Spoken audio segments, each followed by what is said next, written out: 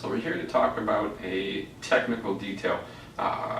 We're utilizing the concepts of broad contact, contact is control, control is safety, space between us is unstable, more table makes the patient stable, these general concepts. Now, what I'm going to display is something that you will find explained in a different way for a different purpose in grappling sports. So the general hold that we're going to use is we're going to be wrapping around a limb and then reinforcing on our forearm. Now, depending on the grappling sport that you prefer, whether it's Brazilian Jiu-Jitsu, you'll hear this, usually this hold as a Kimura. In wrestling circles or catch-as-catch-can wrestling circles, you'll hear this talked about as a double wrist lock. Either way, the concept is the same. You're wrapping around a limb and you're reinforcing, right? So you're looking to have two of your hands against one of your opponents. Now, this may seem kind of antithetical to osteopathic practice or manual therapeutic practice, but the idea is leverage, the capacity to generate leverage, not only generate leverage or torque, but also control, and then the ability to be able to palpate.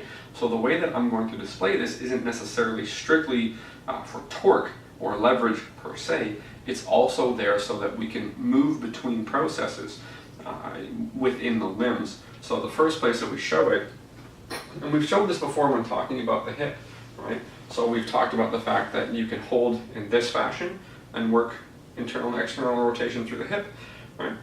If somebody has a little bit more pain in the knee, more knee dysfunction, needs a knee replacement, has knee instability, this may not necessarily be the best, or even a common method where people go into and perform leg rotation. Because this knee is free hanging, we end up with a bit of a challenge because the patient may get strong pain signals from the knee. So instead of being here, so we've talked about this, the patient's shin against my body, me wrapping around, hooking, so onto the heel, so the idea of broad contact.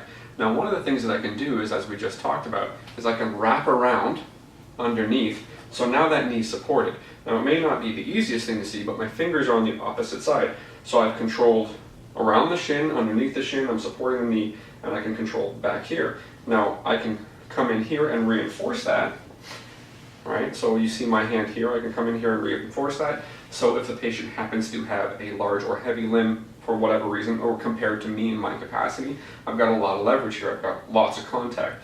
This doesn't work particularly well for external rotation because the table gets in my way. I can modify that should I need to, but again, it still doesn't work great. Works really good for internal rotation, works quite good for flexion. The other thing that I can do is I can modify here, is I can hold onto my wrist, just now this hand that's under the knees begins to support, and I can take my hand here, and I can work through the soft tissue of the hamstring. Or I can use the same idea, okay, so you see I can brace, so my forearm, in this case my left forearm is supporting the knee, for that person who may have a little bit more pain, a little bit more discomfort in their knee, need a knee replacement. I can start to work through the soft tissues here, so I can work on the muscle bellies, generally speaking, perpendicular to fiber direction or across the muscle. I can use broad contact to get in between those muscles should I need to. I can use my fingertips, generally speaking. When I use fingertips, I tend not to leave them in their normal configuration. I tend to curl them in order that they're a straighter line should I be looking to use a straight line approach.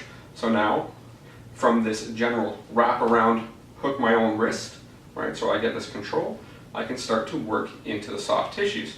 Now, should I want to, I can again use this general concept and change my hold. I can start to work somewhat through the calf. Now, none of this is specifically ideal for any one of these areas per se, depending on what the patient presents, but I've got a lot of contact, a lot of control. I can start to move through approaches quite easily.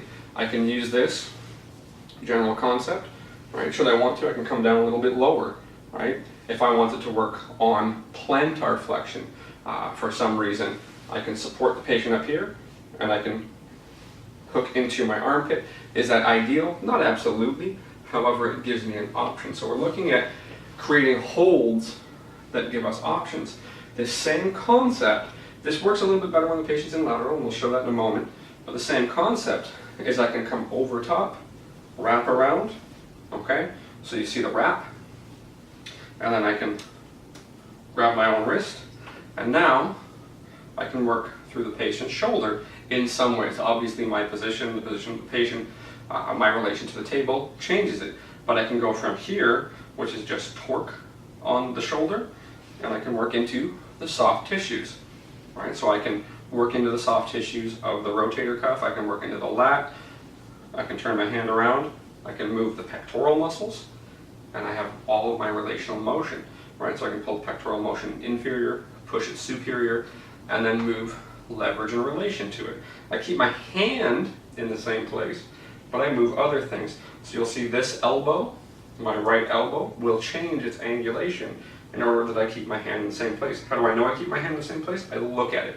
I don't trust my kinesthetic sense as much, because as I'm looking at the camera, you can see that the hand is moving, the tissue is moving. If I haven't chosen to do that, I'm doing something that is incorrect to my choice. So what I end up doing is I look at it, and I can have that leverage. Now, for people with really bad shoulders, or shoulders that will give a lot of pain signaling, that may be very heavy duty leverage and may not be ideal. I'm going to have you lay facing that way on your side. Shimmy your shoulders back to me. There you go. So this concept, okay, of wrapping around, it can be done here, okay, here, right? It can be done here. This is quite free. You will see some that would want to do it this way. Right? So you get one direction coming downwards, and again, wrapping around, pinning into my armpit, reinforcing, okay? So this is very heavy leverage. Now I can start to work through the shoulder, anteriorizing it. So we've got essentially our internal rotation, or heavy internal rotation. I can anteriorize and do what I need to do. I can switch to be right here, okay? Similar idea. Lots of contact, lots of support, working through the pectoral tissues, working through the rotator cuff tissues of the lat. Sometimes you will see the same concept up here, okay? So it moves more into external rotation, and then I can get glides. But it's all the same idea. So I'm wrapping around a limb to support it. I'm using lots of body contact, and then I can use the reinforced grip to control, but then to have a free hand in order to palpate, identify what I need to work on, and go ahead and do so more in a bottoms-up fashion, or a bottom-up processing fashion, whereby it is the tissue tension or the tissue response of the patient that guides my next step and my next movement.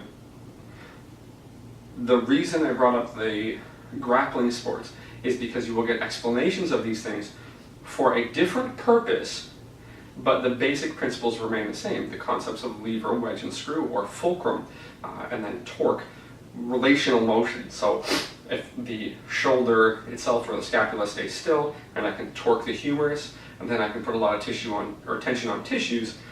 If I'm doing it to make somebody give up in a fighting circumstance, it does its job.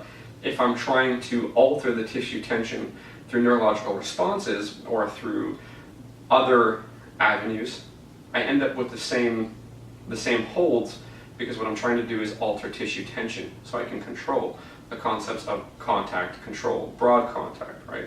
Those are things that we're looking at here.